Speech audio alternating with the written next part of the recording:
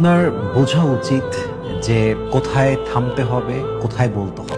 আপনার এটা বোঝা উচিত যে কে আপনার ভালোবাসা পাওয়ার যোগ্য, কে আপনার ভালোবাসা পাওয়ার যোগ্য নয়। আপনাকে বুঝতে হবে যে আপনার লাইফে কোন মানুষটা বিশ্বাসযোগ্য এবং কোন মানুষটা বিশ্বাসযোগ্য নয়। और आपको ये भी जानना है कि आपकी अच्छे वक्त में कौन आपके पास रहता है और बुरे वक्त में कौन आपको छोड़ के जाता है।